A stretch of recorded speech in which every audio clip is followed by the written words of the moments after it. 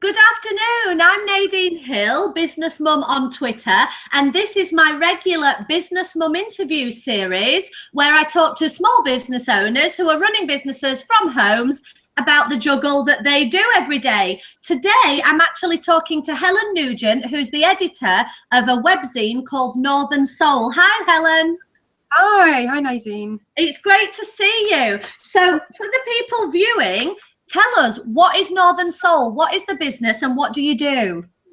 Well, I'm the editor and founder of Northern Soul, and Northern Soul is about 2.5 years old now. It's a website which is about the north of England, but it's everything about the north of England.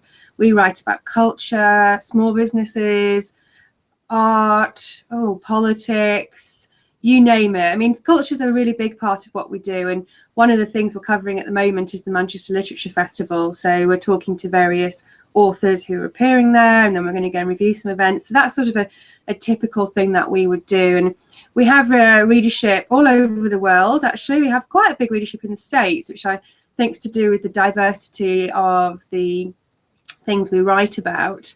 And we have readership obviously across the north of England. We're headquartered in Manchester, but we have writers all the way from Cheshire up to Newcastle and everything in between. So we call ourselves a webzine, and we have a team in absolute total in terms of contributors. We're actually up to 60, but wow. Obviously I know, which is a lot in just over 2 years. And obviously some write more than others, and that's the whole point, that people do it because they enjoy it. They're not forced into doing anything that they feel like they're under the deadline to do. And yeah, so we cover lots of things. And what we try and do is sort of give a voice to a lot of things that happen in the north. That as myself, I'm a newspaper journalist by trade. I felt very much that particularly the national press were really ignoring the north of England when it came to anything positive.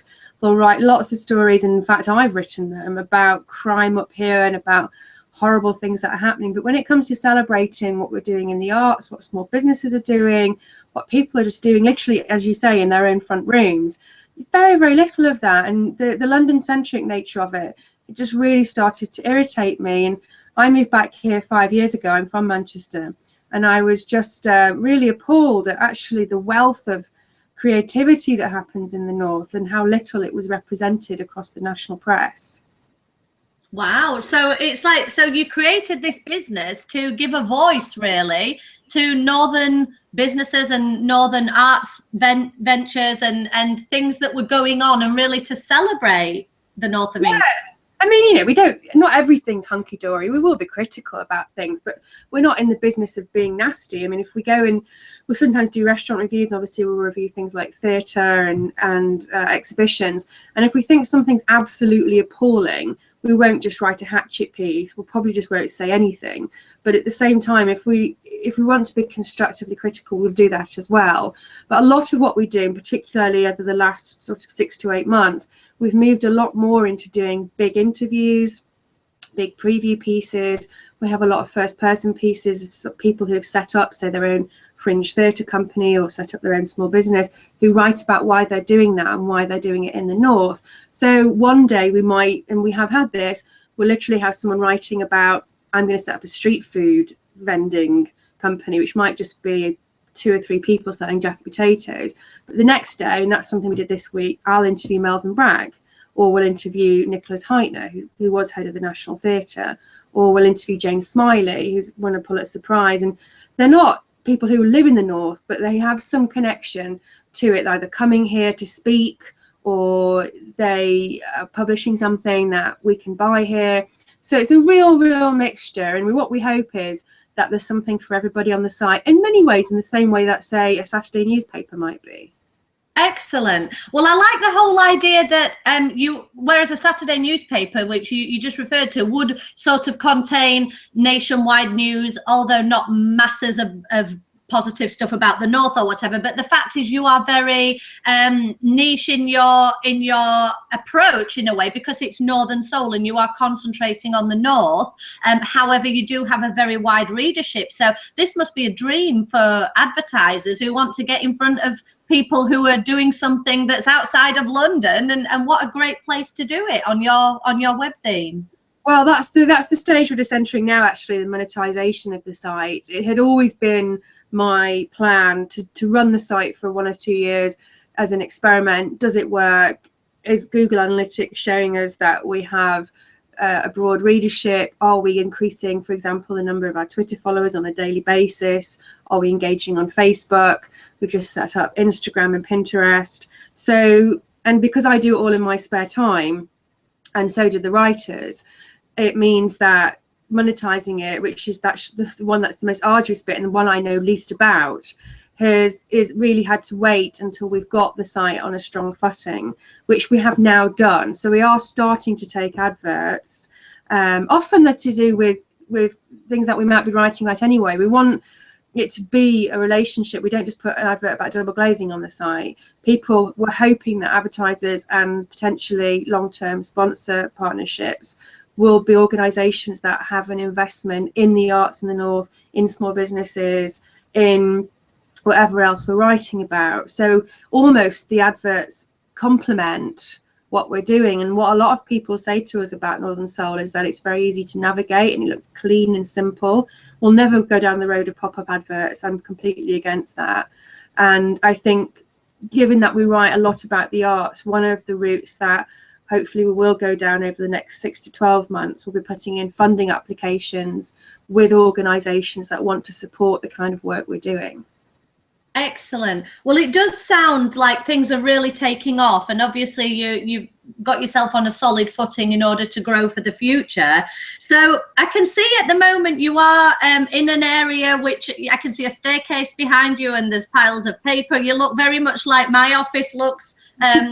The bit that you can't see all the stuff that's really messy. See, that's just out of shot. Absolutely. So you obviously work from home. How do you manage that in terms of maybe setting boundaries around your time, or what does a typical day look like for you? Well, the most important thing is actually the physical boundary of where my work takes place. So when you work from home, I mean, I've been doing that for 5 years now, but prior to that, I'd always been in an office environment. And it was really important to me when I started working from home that there was a room I could shut the door on that was just where I worked. So the room you're looking at is my little office. And everything that I do to do with my work, and I do a lot of other freelance things and corporate jobs and newspaper articles and stuff, that all happens in here. So I never take my work anywhere else in the house. And that's a very strict thing that I do. So there are stairs, but that's up to a sort of sitting room. There's a sitting room downstairs, and I don't even take work into the garden. It just happens here. And that demarcation is really important to me. But a typical day for me, there isn't really a typical day, as there isn't really for a lot of self-employed people, but possibly particularly so in journalism, where a lot of the work is work that comes to you unexpectedly. So, for instance, I can tell you what I'm doing today, which so obviously I'm talking to you, but prior to this, I dealt with a lot of emails. I updated our social media channels for Northern Soul. I get, oh my goodness, I sometimes get like an email every minute probably during the day. And that's not including the junk mail, that's a separate folder. This is stuff I have to reply to. So that's quite, the admin side is quite a big part of my time because I juggle so many different jobs. And so then I'm doing this with you, and then after this I'm going to be doing some corporate writing for a client who I write for. Later on today I'll be posting some more articles on Northern Soul because I edit absolutely everything that goes on there. Then I'll probably do some social media promotion for it. Then later on today I'm going to set up a couple of other jobs I'm doing in Manchester next week, one of which is media training, one of which is actually the Google Hangout with Home, which is the big arts centre here, and I need to do some preparation for that. And then probably this evening I'll do some preparation for some teaching I'm doing at Westminster University in about a month and a half's time, and that's quite a light day. Yeah, so you're a woman who wears many hats then, like a lot of small business owners. So would you have any tips for people who want to do something, maybe not run a webzine like you, but somebody who wants to work from home and wants to get started on this juggle? What tips would you have for them? I mean, the most important thing is to be organised, because you can sometimes feel like you're drowning in a sea of different roles and paperwork and emails. And I mean, that does happen to me, and you have to set aside time then, and you just do your admin. It's really tempting just to do the stuff that's really fun, but you have to set time aside to do the boring stuff, which is maybe your tax return or your backlog of emails or your filing. So being organized is definitely important, but possibly more important than that is doing something that you really believe in. I don't know how people who are self-employed can commit and put the time in if they don't really care about what they're doing. The reason I can do, I mean, it's not new. I mean, I've done 20, 21-hour days before, and 14 hours is pretty common actually. 12, 13 is probably my average, which is a lot more than I was doing when I was in an office. But the reason I can do that is that at least half of that is Northern Soul, and that's my baby. And I really think we're doing something that is valuable, that people enjoy, that is adding to life here in the north of England. So I think if you don't care about it, you're going to be having some problems. But a lot of it is just the joy of working for yourself. And there is something quite special about knowing that you're not answering to someone in an office. I mean, obviously you still have employers, but I love the idea of not being able to commute. My commute's like 10 seconds, if that. So that's important. And surround yourself with good people. I've been lucky that a lot of the Northern Soul team are committed, that are really talented. They've got lots of ideas. I've been helped enormously by my IT guy, which is a guy called Simon Belt, who runs an IT company in Newmilns, which helps small businesses. He's been invaluable. People like my marketing guy who does the Google Analytics report for me every week, my head photographer who is also recently become self-employed and got his own business, and my deputy editor. And that's really essential. I don't know how people run a small business if there aren't people they can count on and also believe in their product.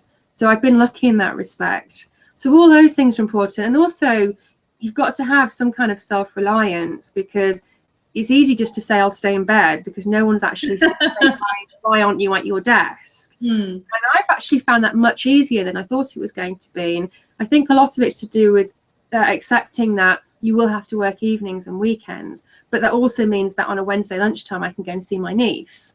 And I love that element of it, but you have to then be prepared to work unsociable hours. And often that's fueled by a glass of wine. I think very good, yeah. But I do also think it's part of that excitement that you talked about, that you've got to be passionate about what it is you're doing, because nobody is standing over you, are they, and saying get out of bed and do your work. But you've got to find that drive from within yourself. And I think when you are passionate about something and you believe in it, then that helps that journey, make that journey easier. Yeah, absolutely.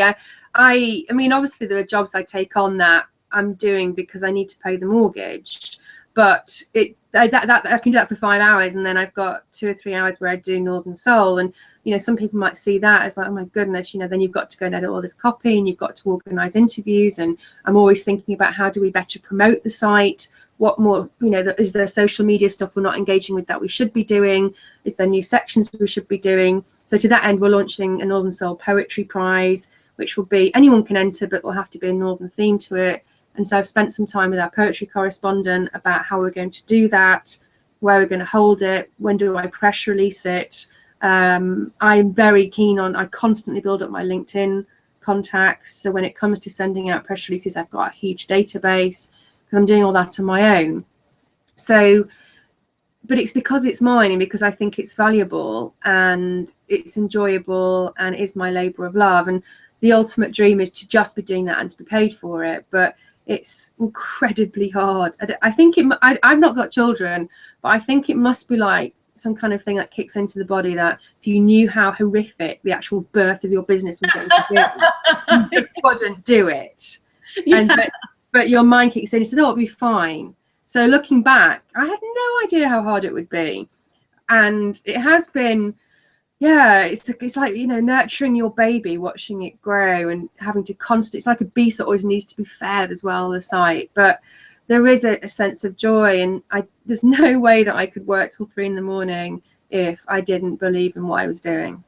Absolutely. There are definitely, as someone who has had 2 children, I can definitely attest to the fact that there are so many similarities running a small business and having children, the 3 a.m. in the morning work and the nurturing and the constant demands of the business. So completely agree there. You've obviously got your hands full with it, but it's thriving and it's exciting. So why don't you tell people how they can find you on social media, and what is your blog address so that people can find you?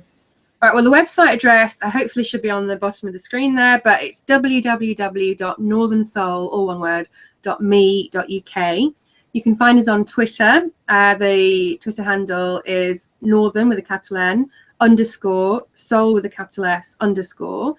And we are on Facebook. You just put Northern Soul into Facebook. It's a pretty simple address. We've just launched an Instagram page, which you can find if you go onto our website. In the top right hand corner, there are all the social media links. We've just launched a YouTube page, so we've got a couple of videos on there that we've made ourselves, because we're now branching into multimedia. So we've got a short film of a festival we went to. We interviewed lots of bands, and we've also got a video on there celebrating our 2nd birthday, which was back in June. And we're now, highlighting other videos we like. So all those icons are on the top right hand side. You can also sign up to our newsletter, which is another way that we engage with people. That's on the home page. There's a little link, really easy to do. And you can go on iTunes. We have a monthly podcast, which is done by a BBC journalist. The next one's going up on Sunday, but that's been, I don't know how many episodes are on there. There's a lot, because we've been doing it for, I think it's about 18 months now, but it's automatically on iTunes, so you can listen to us on there. And also, we're always interested in new contributors and people who want to be involved, who have got ideas, who want to tell us something about something great that's happening up here, or something they're interested in. So you can contact me. All my contact details are on the contact page on the website, but you can also email me at Nugent Helen, which is all one word, Nugent spelled Nugent, nugenthelen@hotmail.com.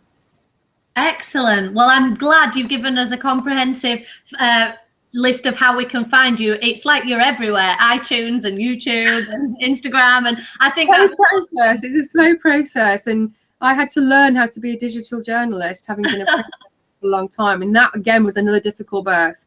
But I don't know what I would do without things like Twitter and Facebook as a small business with really no money until we start to monetize. They're just absolutely fantastic tools, and if you're setting up a small business, gosh, get on social media.